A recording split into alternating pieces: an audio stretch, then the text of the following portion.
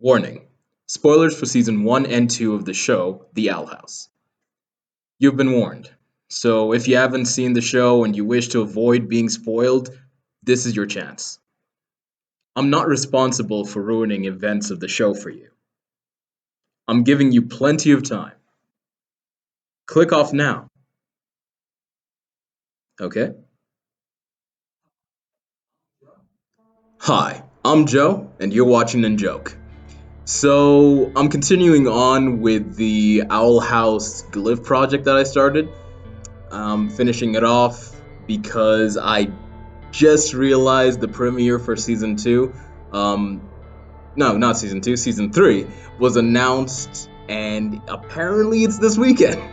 I actually thought I had one more week to start doing this video, but I'm still psyched. It was a shock to me when it was announced, but it's a welcome surprise. I love this show, and I'm happy to see the 3rd season of it. Wish it could have actually gotten a full 3rd season, but I'm not going to complain because the creator's not complaining, and they're doing a great job. But that aside, back to the project. I am going to continue on with the plant and fire glyph. If you want more of a description of the process that I'm kind of doing within this project, you can check out my previous video. I think this is going to be the first time, at least the first time in a while, I'm going to use annotations. It's in the eye on the top right-hand corner. But other than that, I hope you enjoyed the rest of the video, and I'll cut to me explaining the next glyph. So coming up next, we have the plant glyph. Come on, work this time. Yes! Check it out, King. My glyph skills are blossoming. The plant glyph has the longest process out of the 4, so this is going to take a bit. I'm going to try recreate my favorite appearance of the plant glyph, which was when it's in the episode Reach Out, when Amity and Luz, like after a day of Luz kind of trying to avoid the memorial of her father's death, has come to terms, has explained it to Amity, and they do this ritual that her and her mom would have done if she was home.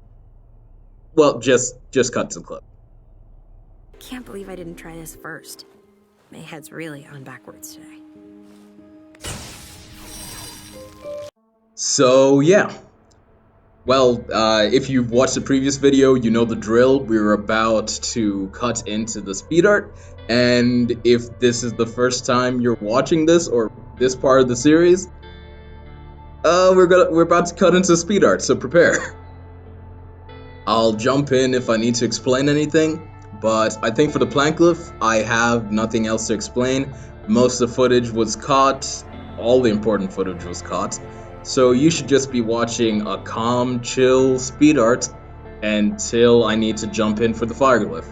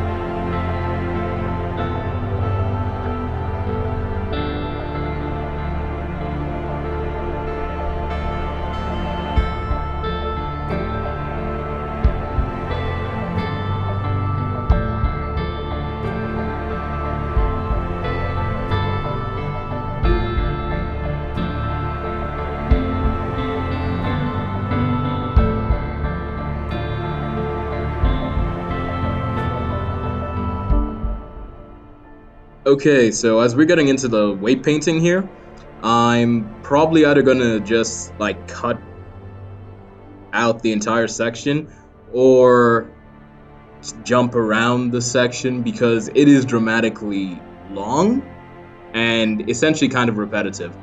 Like you can see here in the stem, I'm just doing the same thing going up. So I might just cut to like the petals, I think it's the stamen, I don't know what they're called, the center of the flower, and then I will probably jump into the animation. At which point I found a video annotation and notes I left myself that I may just put in the video. We'll see when we get there.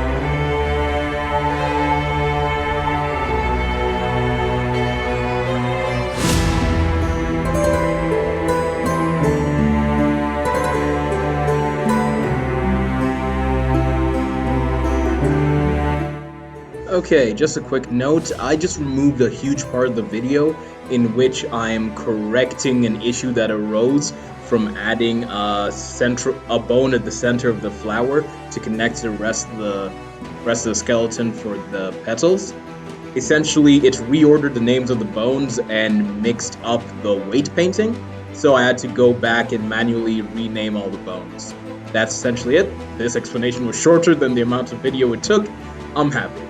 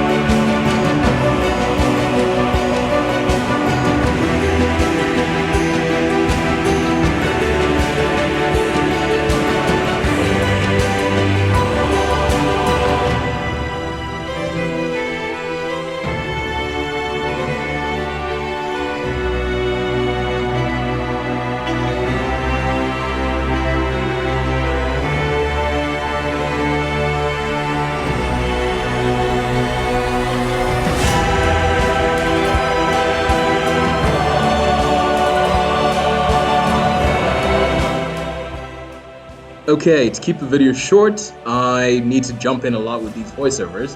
So essentially, I just need to explain quickly what's happening here. I am animating the stem, fixing whatever issues I find with the bone, but then there's a part where I need to then just like kind of reposition, change the transforms of all the petals so that they go along with the bend.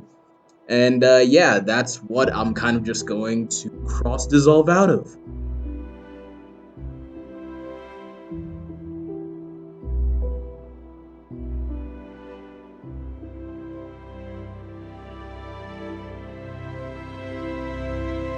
So there, as you can see, those are all the petals now arranged properly, and now all I have to do is arrange the thing I can't remember, the stem and the pistil, whatever, in the same way, and also animate their bend. I'm not sure how much of that I'll cut out. I'll probably jump back in when I get to the bend. So you're gonna see another cross dissolve as soon as I get this one in position.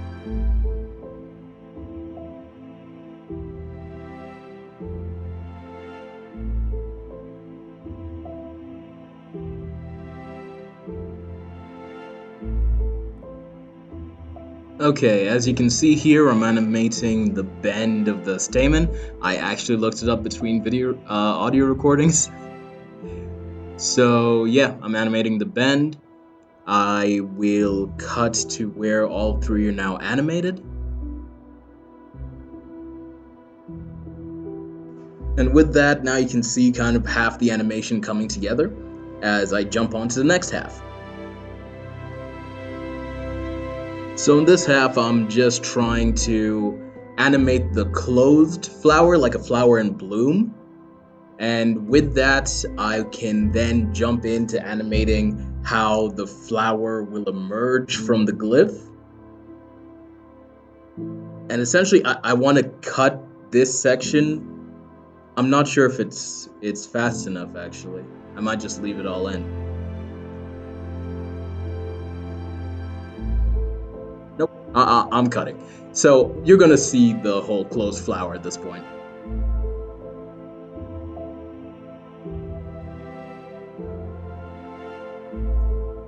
Okay, this is probably the last time I jump in before the end of the flower animation. Just wanted to say, because this part actually kind of might be confusing to look at. I'm essentially shrinking the flower down so I can simulate the blooming effect. The only issue is that the petals had to be animated separately. So that's what you're about to see. before you get a word from in process Joe, I'll call him, me when I was making all of this. Apparently, I did lose some of the planned video. As much as I want to say I got all of it. And, well, I'll let him explain it after this. So, this is kind of mid post edits because I'm coming to the end of this video. Yeah, essentially at the end of this video, there will only be the plant. I'm planning to post 2 videos on the same day. We'll see if that happens. But the main thing I've just noticed, I've exported like this specific chunk, and I don't know if you can definitely tell. It's super choppy. I don't know why the video was corrupted or something, but I think I'm just gonna have to cut this whole section out and jump to in process Joe, the explanation for the animation. I've essentially explained all that's going on here. I'm animating the blooming of the flower. So the flower shrunk down, it grows, the petal opens, and the flower bends. You'll see it in the rendered out version and also the composite version that I'll have at the end of this video. But yeah, it's pretty sad that a lot of these last parts, the video it's just not happening. I feel sad about that. Well, I'll hand it over to I'll hand it over to the guy who's about to introduce in process Joe. It's sad. So now we're about to cut to the in process me, kind of explaining what happened with the animation you just saw me finish. Yeah, I think he actually explains it pretty well, so I'm just gonna let him handle it. I just wanted to step in here and introduce him. In process Joe.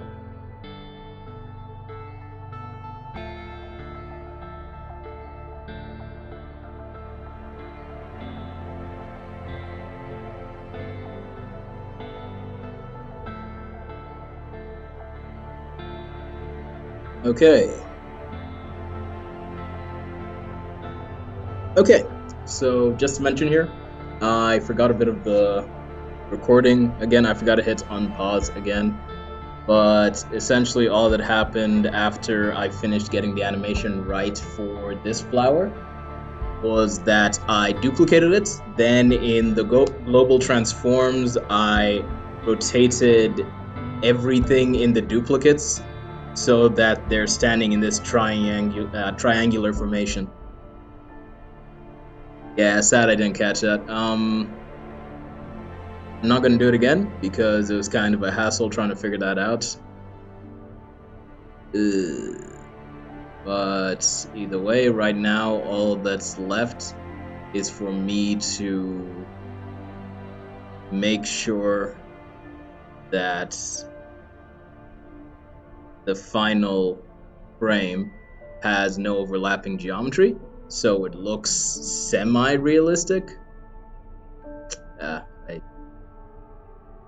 I forget an armature. Up just a bit more. Okay, yeah. Super sad that I didn't record all of that, but the final animation seems to be done as soon as I keyframe this, and you can see it. Well, you can't see it just yet. There are a few more minute changes I needed to have made at this time. I don't know, this is like in process of editing Joe, trying to explain what happened following in process Joe's interjection? Is that what I call it? Either way, there were a few keyframes to set, make sure that all the 3 flowers rise up well.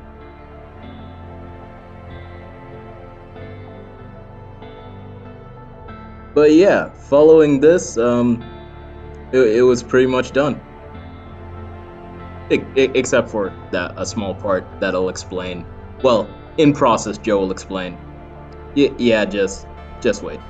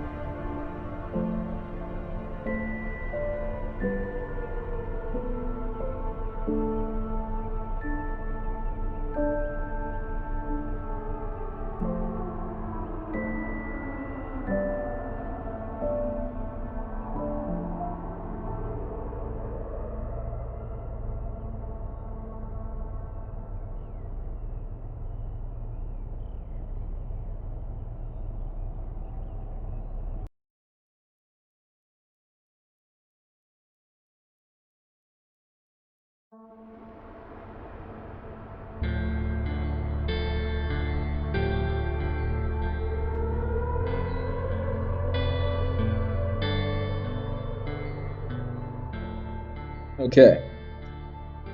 So I think I couldn't fix the frames in Blender because there were too many moving parts.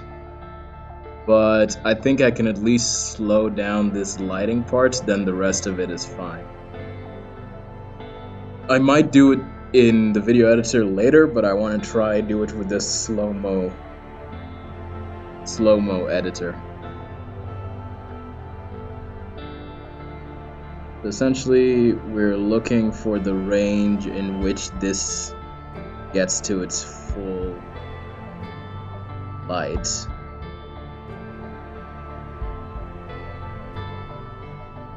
So we want this range to be slow.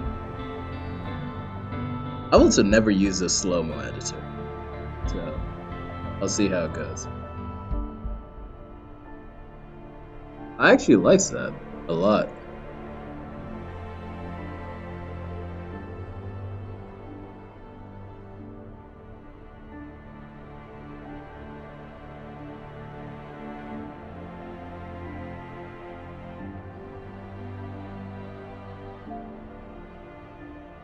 I don't know, slow-moing the flowers kind of chops up the frames. It makes a good slow-mo, but not really a good video.